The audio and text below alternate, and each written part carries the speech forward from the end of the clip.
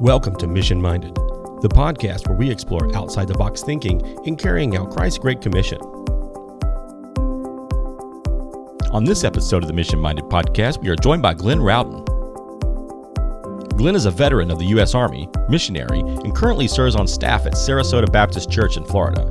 He shares with us stories from his time overseas and how God is using his experience as a missionary now in the U.S. in his church. Now here are your hosts, John and Kristen. Well, thank you so much for being here, Glen.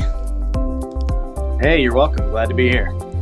Today with us on the Mission Minded podcast, we have Glen Rowden. He is a pastor at Sarasota Baptist Church.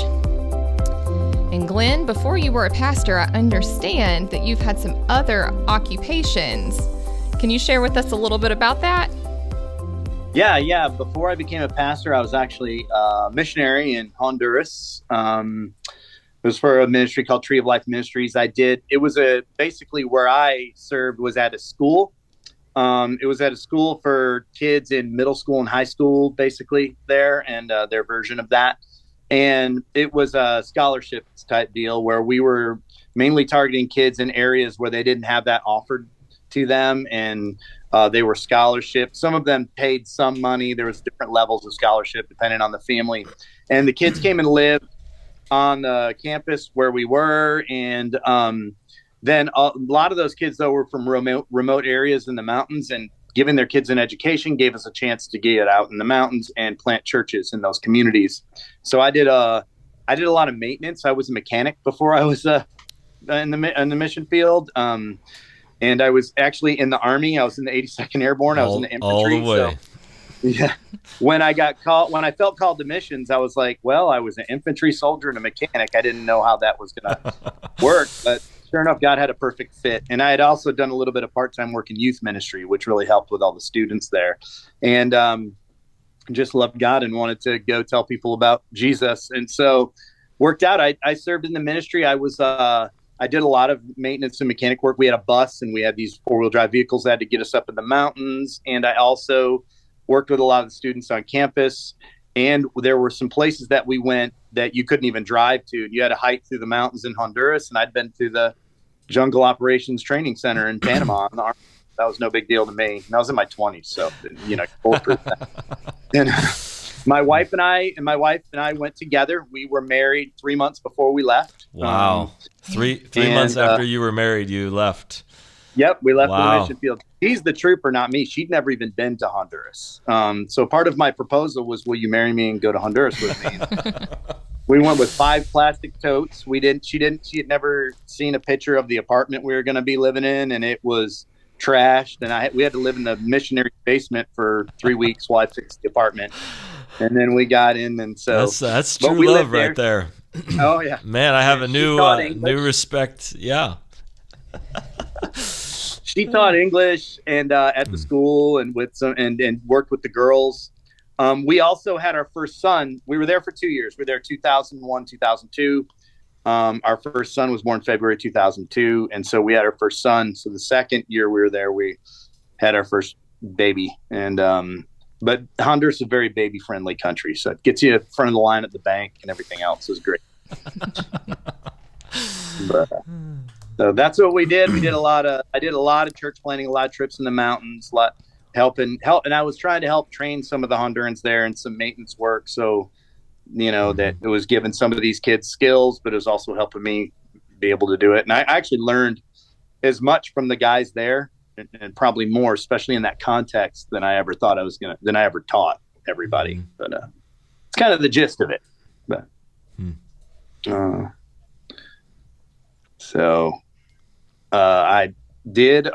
we did church planning. We did a lot of church planning.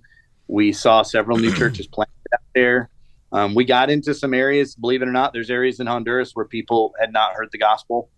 And we were able to there was a couple places I was like the first or second white guy to ever get up that deep in the mountains. Mm-hmm. So that was always fun. People were pretty interested in why we were there. And, but a lot of stuff, a lot of neat experiences. And then from there, I went back to, from there, we actually got called by the church that sent us to come back and be pastors. And so we were there for 2001 and the year 2002. We were there for 2 years. And it's pretty cool how we had prayed about it. We were open to stay in Honduras forever or come back or whatever God was leading us. And the pastor, it was a large church I was involved in. The pastor and the missions pastor came on a trip for me to take him up in the mountains. And while we were on that trip, they offered me a job to come back and be one of the missions pastors. So we ended up doing that. And then I've been back in the States since then, getting to travel around a lot of other parts of the world as well. So that was really cool. Okay. Great. So you were, I mean, I think your background is unique. I think a lot of people here at ITEC have this kind of convoluted, multiple discipline background. And Definitely. so I just remember when I met you, I was at a cookout, and then somebody said, "Oh, you got to meet this guy. He was in the Army. He was a diesel mechanic." And so I was like, "Okay, yeah, this is so." and just some of the stories that you told, just about your experience there, reminded me of some of the the Great Omission. Some of our listeners are familiar with Steve Saint's book, and just talking about missions from the receiving end. And you actually got to live down there versus like a lot of us are just dropping in for a week or two at a time and not really getting the full effect. Steve Saint, when he actually lived among the Waodani for a year and a half, got a real feel for what life was like for them and what missionaries were doing for them. Again, all well intentioned, with the intent of helping them, but just really people weren't really having to see what was happening with their well-intentioned efforts. And so I'd love to I'd love to hear you share some of those you shared the story about the string trimmers and the zero turn. So I mean, I thought I'd love for our listeners to hear that. I mean, I'm sure you have other stories too. We're open to more, but just could you share some of your your experience on the ground and what. Yeah. Well, part of my job there while I was there, I also hosted mission teams. We had a lot of mission teams come in, and mission teams are great. You get people praying for you. So I don't want to discourage short-term missions in any way. There's just a way that people go about it. And so sometimes people are there and I try to help them we used to have a term, hey, why do they do it that way? And I say, because it's Honduras. It's not America. It's not the U.S. It's Honduras. That was a thing I said because they didn't get why. And there's a story about these weed whackers. It's kind of just encapsulates the whole attitude I had to deal with all the time. So in our place, they had a big soccer field and some fields, and we had middle schoolers and high schoolers, right? So the girls had different jobs because these kids had to do jobs. They worked around the school. And the boys, one of their big jobs was cutting the grass. Now, in Honduras, when it's time to cut the grass, you get your young son and you hand him a machete and you say, go cut the grass. And they would stand out there and they would just swing these machetes and cut grass. There'd be about 20 of them. They'd just fan out. And after a couple hours, sometimes 3, and it's hot, yes, but that is where they live. And the grass would get cut. Well, the Americans came, a short-term team. And these people were appalled that these kids, they're cutting the grass with a machete. This is horrible. And I'm like, guys, let me tell you something. You know what? That kid's great-great-grandfather cut the grass that way. His great-grandfather cut the grass that way. His grandfather cut the grass that way. His father cut the grass that way. He's cutting the grass that way. And guess what? His son's going to cut that grass that way. His grandson, his great-grandson. It's not an issue. It's not something that kid is like, I can't believe I have to cut the grass with this machete. Well, they were just like, this is horrible. This is ridiculous. They could get this done so much more quick, and they could spend more time on their studies and become a better person and all this. And they're like, we need to get them some weed whackers and get them sent down here, string trimmers, whatever you want to call them. And I'm from the South. We call them weed whackers. But we get them some weed whackers. And I'm like thinking in my mind, you don't understand what you're saying. These things are 2-cycle things. They need oil mixed with gas. And like, oh, no, we're going to get these. We get 4 of them. They'd be cheap. I'm like, dude, those things take gas. They take, 2-cycle oil. We will give you enough money each year to buy enough of it for the year and all this stuff. I'm like, oh man, I didn't want to do it, but I was not the head guy in the ministry. And the head guy didn't want to make these guys mad because they donate a lot of money and stuff. And that's sometimes the case. And so he said, "Oh, let him do it. It'll be fine." And because I'm the one who has to deal with it anyway. But so they those things get shipped down there, and we get the gas, we get everything. I'm trying to make this is just. And by the way, none of the Hondurans were complaining about. I mean, typical teenagers, they don't want to cut the grass, but like my kid doesn't want to cut the grass with a lawnmower, but they weren't complaining about using machete to cut the grass. And so I was like, all right, we get these things there. I get a gallon jug, and I get one of those like the right amount of oil to put in. And you can only use this kind of oil, guys, and you can't, and it's got to go in this gallon jug. Don't try to mix this much with the 5 gallon. It's got to be a right mix. I'm explaining all this to them. I'm like, you got to keep it here. And every single one of these, don't just put gas in it. Whoa, okay. And so fine. I wrote everything out. Like we were in Spanish. I got everything, not just in English. I explained it to him in Spanish. We had like things written on the side of the gas cans, everything.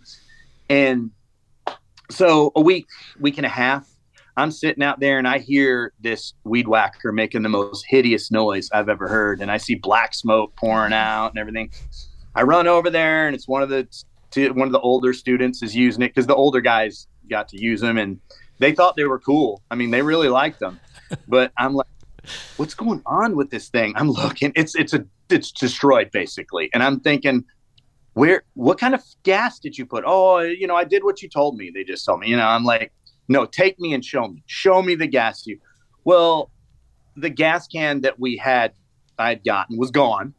Because, somebody needed it for something else, and so they just figured they'd eye up a gallon of gas in this other gas can. Well, where's the oil that I gave you for the 2-cycle oil? I think someone took it and put it in one of the, their car or something like that. No. And I'm like, well, I hope it's not one of ours. It's somebody else's car, and it's far away from here. And then I'm like, well, what oil you didn't put any oil in? No, we put oil in. Well, we had oil for like our bus and stuff. And they just like use that oil and just, well, where's the little container that showed? Well, we just poured a little bit in. And like, so here's the thing. These guys, I knew this was going to happen. That's the problem. And it's not that they're stupid. They're not. They're very smart and these guys, I've never seen some of the ingenuity come from people as I saw some of these guys in the mountains. But this was just not something they dealt with. They never dealt with these things, so they didn't understand. It's not a matter of being stupid. It's a matter of something completely out of their context that they just don't get the importance of it. And a culture thing where nothing is like, this is a culture that just, it's nothing to grab someone else's stuff and take it, which is actually kind of a good thing. They share everything. And because they don't have one of everything like Americans do. And so they share everything. So you can't just leave something, expect it not to be gone somewhere later. It just did not fit their culture. All the weed whackers were destroyed within a month. All 4 of them. Oh, man. And guess what? Guess what they came to me and said? Hey, Hermano Glenn, you got to call that guy. He's got to send us more weed whackers. I'm like, dude, guys, that guy ain't sending any more weed whackers after we find out we destroyed all 4 of them in a month. They were like, but now we don't have any weed whackers. How are we going to cut the grass? I'm like, these people for their whole lives and their parents' lives have been cutting with a machete, and all of a sudden they have a problem that they didn't have a month ago. And how are we going to get the grass cut? It was just like, that story, it's goofy, it's funny, but that is the epitome of it just encapsulates so many problems I encountered with not all Americans, but many Americans coming in trying to solve problems people don't have. It's basically trying to make them Americans and trying to you're not contextualized. You're in a different context. I used to always say you're not in the US, you're in Honduras. Stop comparing.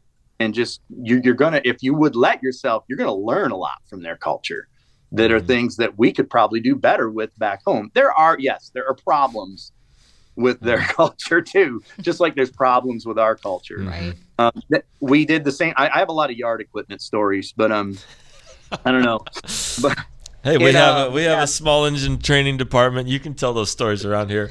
So we actually another one very similar situation. This was after I was a missions pastor, and we would go into the Dominican Republic, and we were doing ministry through baseball, Score International, and they had baseball, and so we would send baseball teams to play and share the gospel and stuff. And they went to one field in this village, and of course there were kids out there cutting the grass with machetes and this whole baseball field. Oh my goodness. Well, that's why they're beating you at baseball. They're in good shape, you know? But anyway, they were like, we got to get them a lawnmower, and you can buy lawnmowers in those countries, in the cities sometimes, you know, you pay a ton of money for them. So these guys are on a short-term mission trip. They're determined, we have to get these people a lawnmower. They have to use a lawnmower. I think, you know, lawnmower, well, at least it's gas and stuff, but I'm against it from the beginning, but I wasn't on that short-term trip. And I came a year later with another crew to come see the same place. And one of the guys who had bought the lawnmower was there. And he's like, where's the lawnmower? Because the field was a little grass long. No one's mowed the grass. Where's the lawnmower? And one guy doesn't even know he's the guy who bought the lawnmower.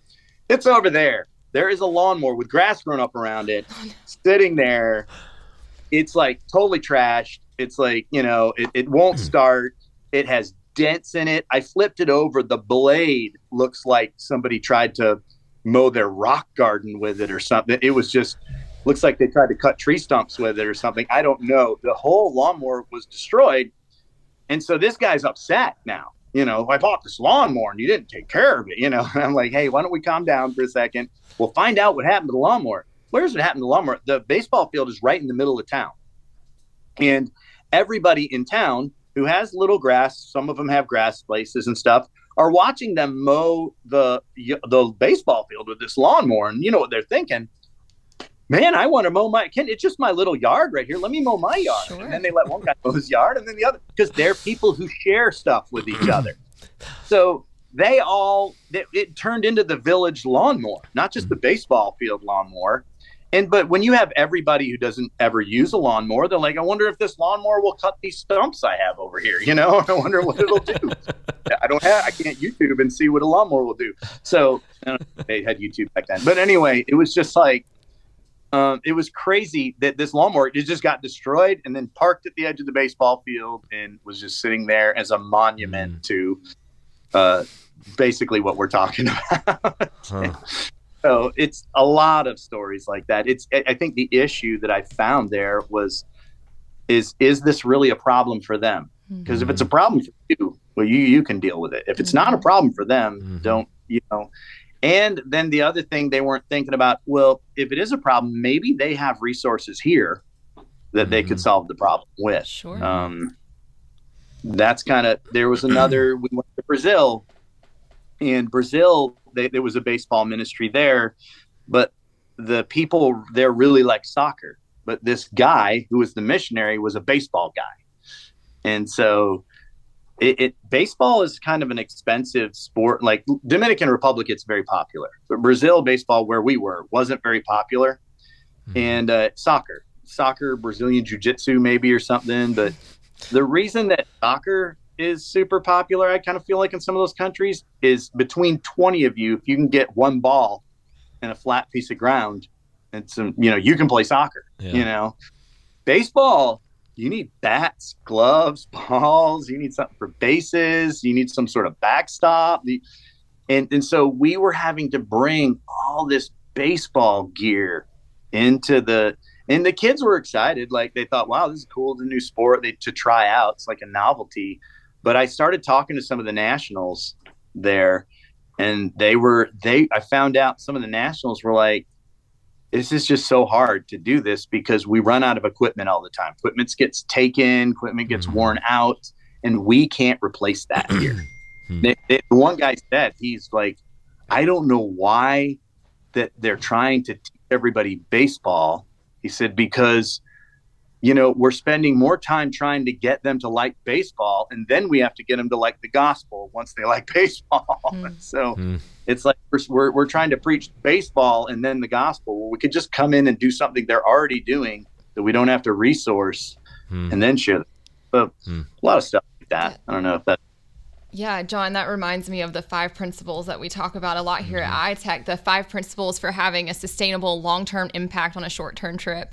And one of the first one of those principles is learn to listen and let the indigenous church tell you what their needs are, because I think oftentimes as Westerners, it's easy to go somewhere that's out of our own context and perceive a need it's just not there. It doesn't exist. So that's what that reminds me of. Well, and to, in some of the sustainability, economic development principle, the ABCD, the asset-based community development model, is we tend to look at what they don't have. And sometimes they even think that way when they look at themselves in light of us. But, what do they have? What assets do they have? And a lot of times, there are assets in the community that we aren't seeing, that are already there, that we aren't utilizing. And it's a challenge that we have too, Glenn, of working with people. It's hard sometimes to work with ministries or churches that are just used to giving stuff away, and they don't really have a vision for sustainability. And then sometimes if you're going to try to work with a national partner who's been on the receiving end of that, they get accustomed to that of, oh, you're the American group, you're going to come bring us stuff. And we're trying to say, no, we want to empower you. We want to try to give you some skills and some training, but we want to have a vision for sustainability, and it's the thing that we wrestle with in all our different training disciplines, whether it's, medical and dental supplies that have to be resupplied after the training's over, or, where are they going to get their small engine parts, or so it's just a question that we have to wrestle with and thinking about of, are we doing something that is going to be a sustainable ministry for them, or it's just going to be a burden? Is baseball going to be a blessing, or is it going to be a burden of, oh, now we have to have a glove for every kid? Before we just bought a soccer ball for 20 people and that was good, and we made some goals out of whatever we had, and so I think those are things that when you're in a resource-rich environment like the U.S., you don't necessarily have to ask those questions. You're not really forced to, and it's easy to come in and say, oh, let's just start playing baseball here, and that's, so I think that, a lot of those things that you're saying of the danger of solving a problem that someone else is not having. Yeah. And I would say this, that it's particularly in Honduras where I live. My buddy Oscar, he was a Honduran mechanic that I worked with in the ministry.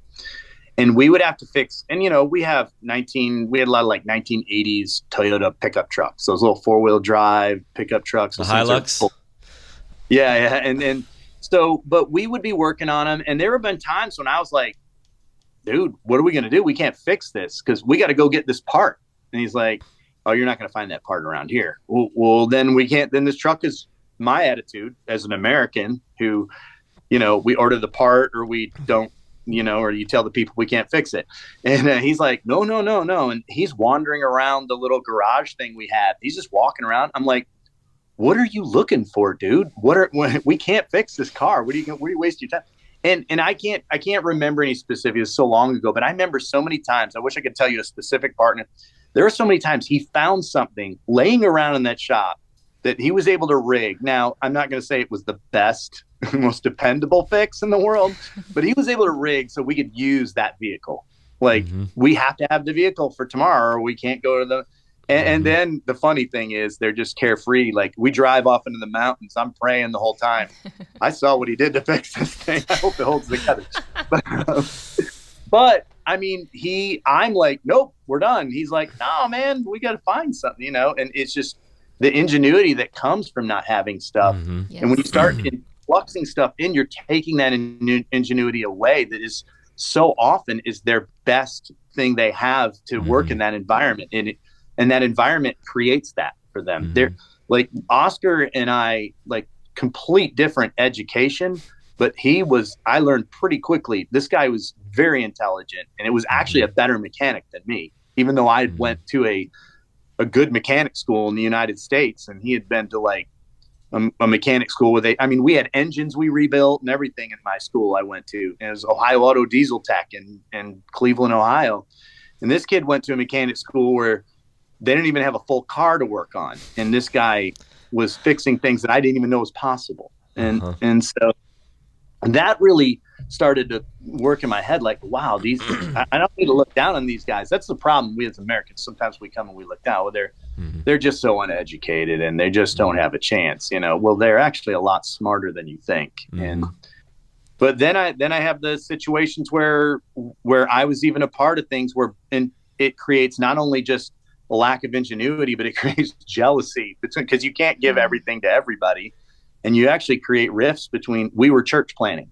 I know so much more about church planning now because of all the mistakes I made in church planning when I started in the mountains.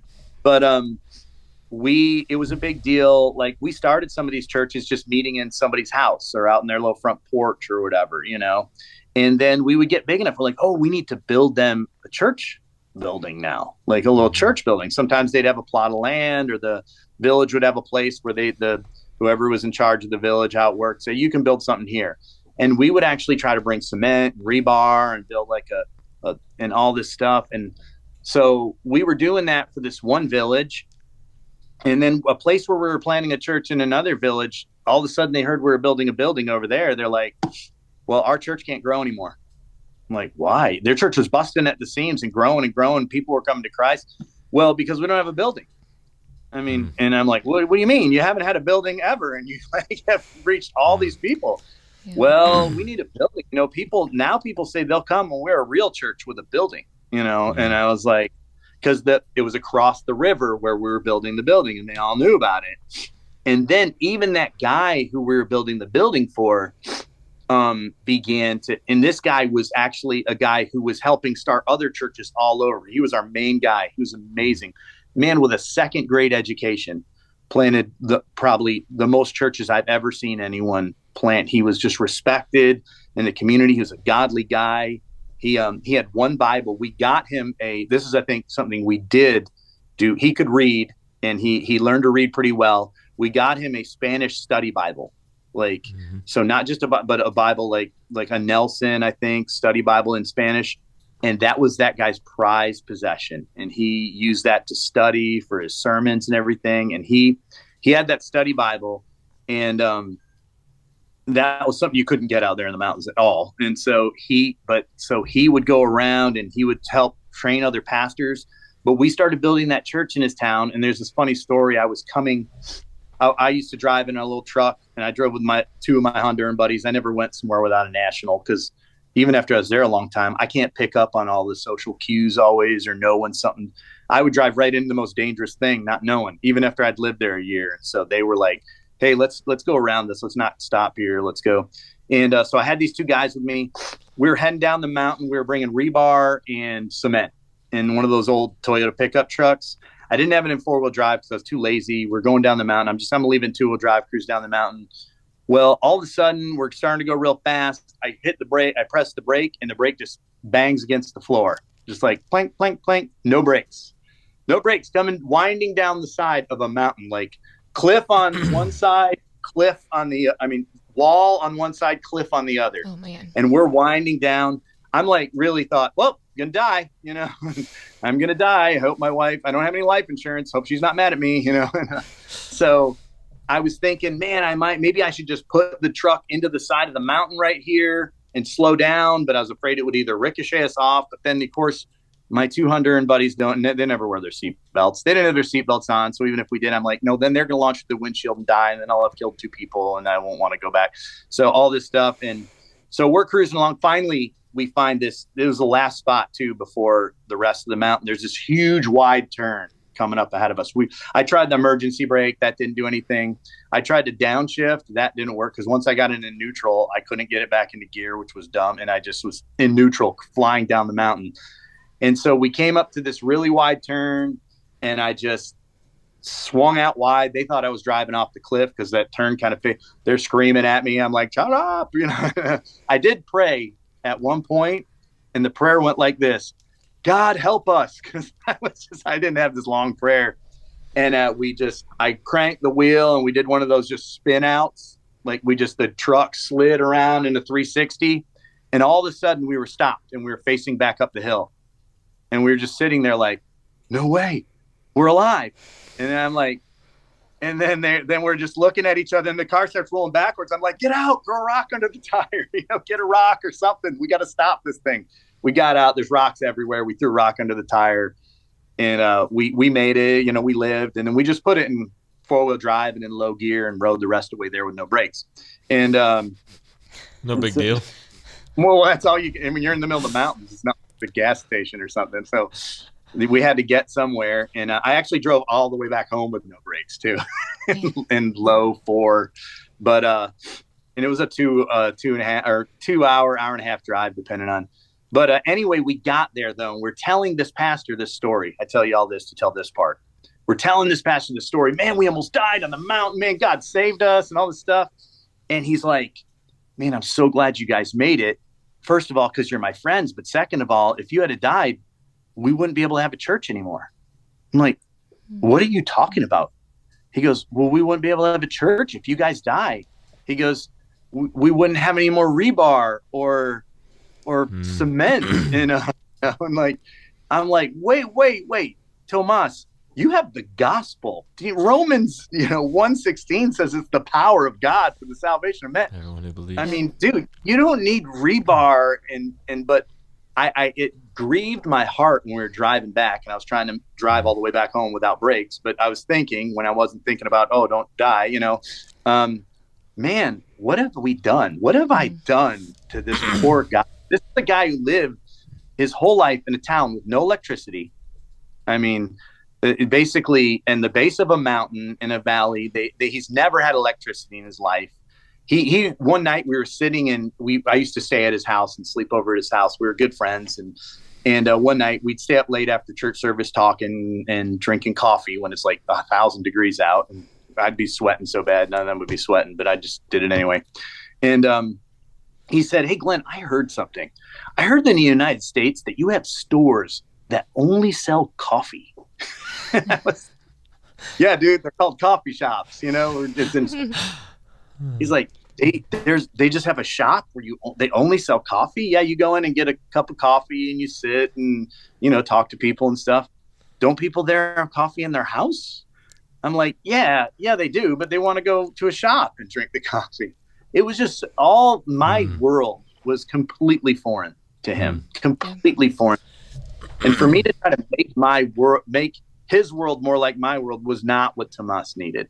And so now I'm just preaching, but it all kind of fits together. No, but I think yeah, you bring up the unintended consequences of his church wasn't good enough. Once we bring in this idea that you have to have a building, you weren't saying that, but the unintended message that he got was that a church without a building wasn't good enough, and then the only way now to have church is if. And so I think there are, you think about,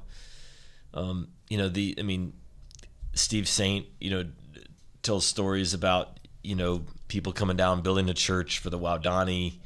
It's like, well, we don't own this. It's the foreigners came and built this. It's not, they don't own it. They don't.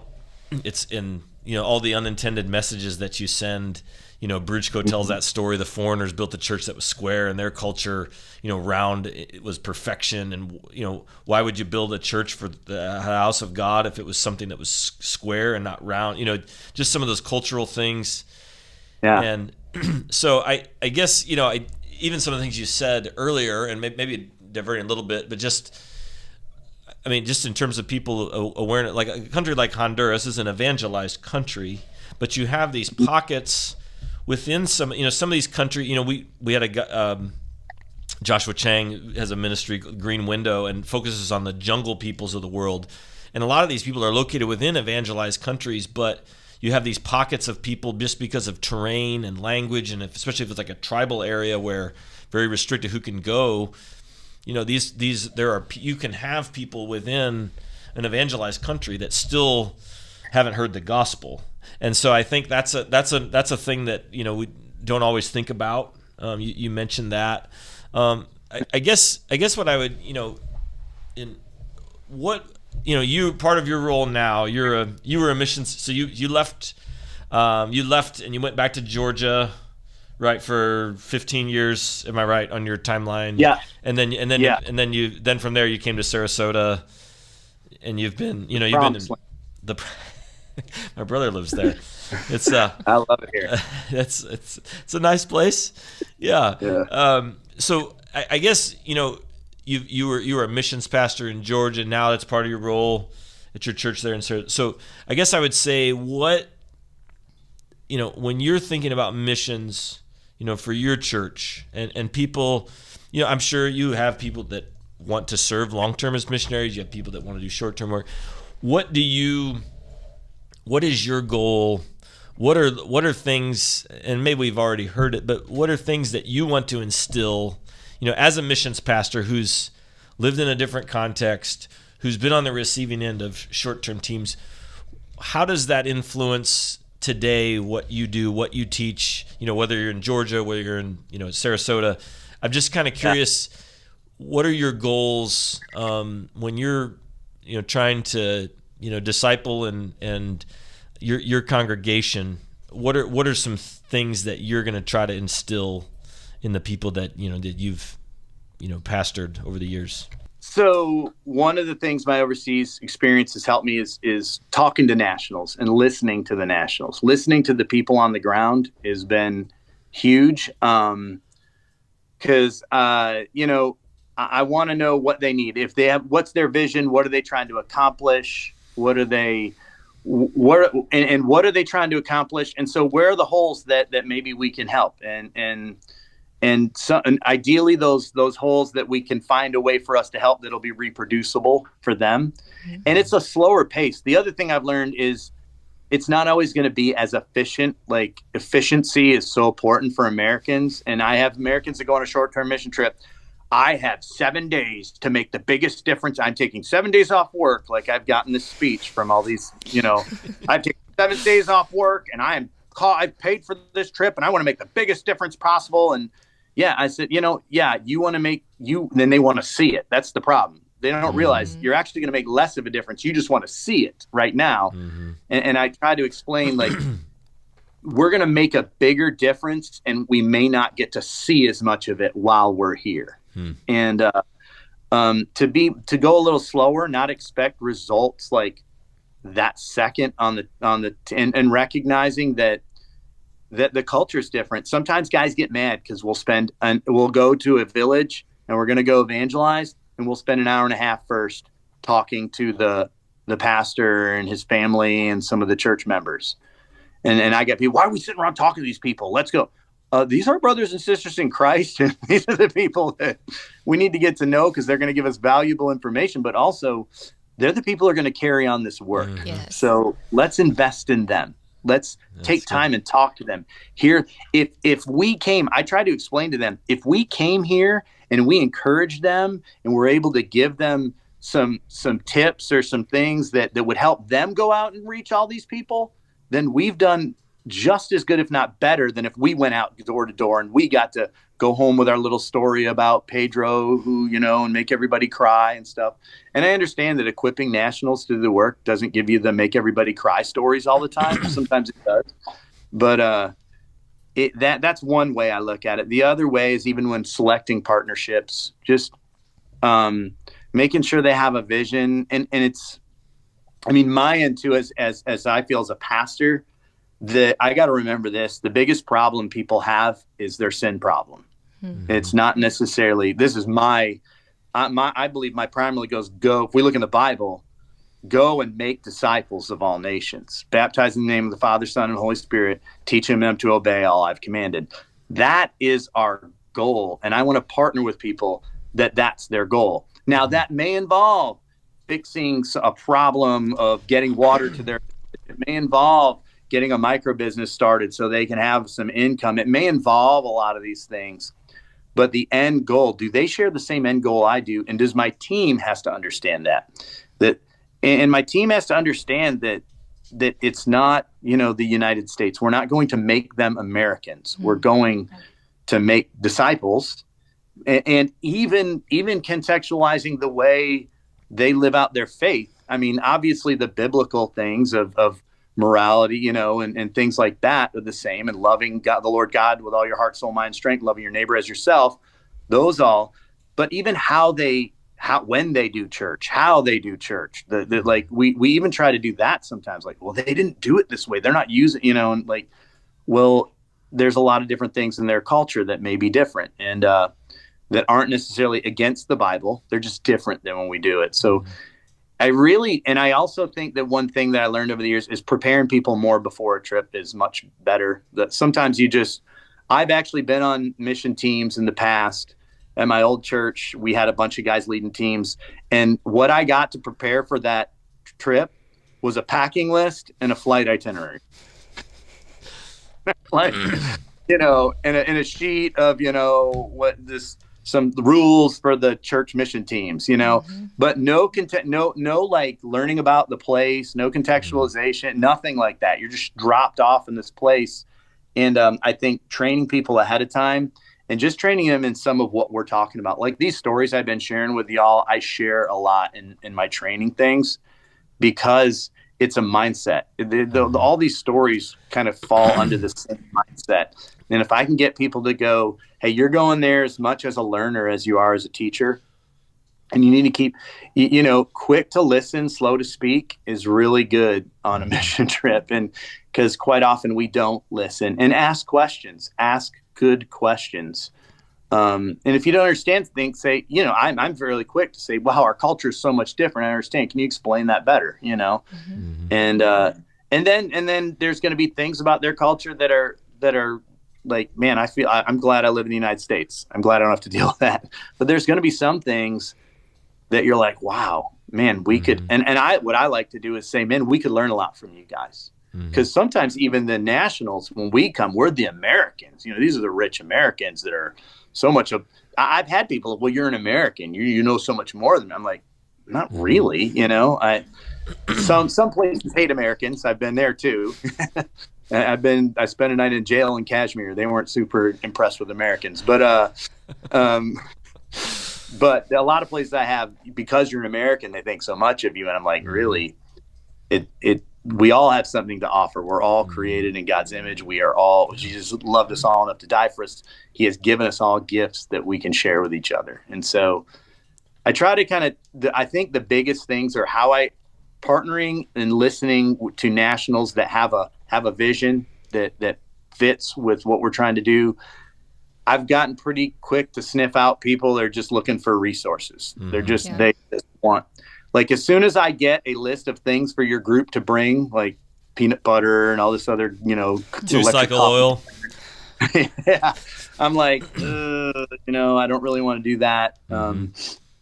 That's not really what I'm looking for. I recognize that we need to be generous, and there are times when we need to give people things that aren't reproducible to solve a problem. It's rare.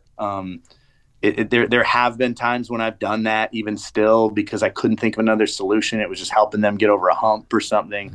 I don't want to throw out absolutes, like never help anyone, never give it. Right. But I have to have a really good reason. Like I have to really think it through. And it's about empowering them. And I try to share. I'm looking for people who are go-getters, who just need a little bit of, empowering, not do it for them. And we also do, one thing I've also started doing is I don't do like partnerships. Like I made this mistake in the beginning. We're just going to partner with you. And because when you say that, they just heard, I'm going to give you money every month till Jesus comes back or you die, And so we do, depends. 3-year partnerships would be a longer one. And we could, continue that partnership, but we will actually say, and we'll have it in writing and everything and signed and stuff, just because people tend to have selective memory when you just verbally make agreements. And so we'll just write, hey, we want to do a 3-year partnership with you guys. But we'll set goals. Like, what are your goals for the next 3 years? And that we can help you with. So we come up together and talk. I want to hear their goals, and we write that out together, what their goals are. And then we start this partnership, but then we don't just wait 3 years and say, well, you didn't achieve any of those goals. You did something else. We're not helping you anymore. No, each year we either, communicate through Zoom or whatever, or in person and sit down. How'd it go with those goals this year? Is there anything we need to modify? Is there any way and how are we doing at helping you achieve these goals? And so it's much more of a partnership than it used to be. It's like, hey, you guys know how to reach your people. How can we help you do it? It's more of a mutual respect, which I didn't start out that way, I'll have to admit. I started out that way thinking, man, these poor people in all these other countries need the big American to come in and help them, And I've eventually learned that, no, it's not necessarily the case. Well, they do. God has called us to help them. But now we're seeing nationals from other countries go out on the mission field. Like I work with a guy in Peru. They're sending people from Peru to the Middle East that are doing better than an American ever could. And so it's pretty awesome. Well, it is exciting. You see the trends in missions where, you see the global South rising up and starting to send out workers. We had a guy affiliated with ITEC. He was from Bolivia, who was a missionary in India for several years. Yeah. And you see these, these other nations rising up, and like Nigeria used to be a missionary receiving country. Now Nigeria is sending out missionaries. CAPRO and SI, all kinds of other groups that are sending out missionaries. So, one of the things you said, it kind of runs to something that Steve's saying. Just because people don't have a lot of money and they're not formally educated doesn't mean they're unintelligent. You said that earlier of, just kind of seeing what people, assets they have, resources, and to come alongside. And also, like what you said of, think about who's better. Think about being an American, growing up in America, just the inside jokes, the context, like things we laugh about, joke about, how long that would take for somebody to move to this country, learn the language to a level, these people are in a much better situation. And sometimes if maybe it's a nearer culture, like a Samaria culture for them, that might be the ends of the earth for us, where, if somebody's in a near culture, they're in a much better situation potentially to reach than somebody, one of us that might be in a way different culture, where it might have, and that was the Waodani's plea to Steve Saint. Well, if you teach us how to do these things, we can go reach our neighboring tribes. We will use, and so I think it is, it's not the West to the rest, it's all of us, and the West still has a role to play. We had Steve Richardson on a few months ago, but just the West, our role is changing. There's still a role for us, but it's becoming less and less of us sending the frontline workers, and there's still a place for that, and that still needs to happen. But a lot of times it's reaching out to some of these indigenous believers in other nations, and trying to come alongside them and help them and equip them, and utilize the assets that they have and help them. So, and Glenn, it's been so encouraging to hear these stories from your time on the field and how you're using your experiences now in ministry here in the States. I know that everyone listening will be refreshed and hope probably a new perspective for a lot of people to hear from this end of it. So thank you so much for joining us today. We really appreciate it. And thank you for watching the Mission Minded podcast. We'll see you next time. Thank you for joining us for this week's episode of Mission Minded. For more information on today's topic and show notes, please visit our website, itecusa.org. Mission Minded Podcast is produced by ITEC. The goal of this podcast is to inspire conversations about Great Commission participation. The views, organizations, and individuals represented, interviewed, and discussed on the podcast do not necessarily represent an official position or formal partnerships with ITEC.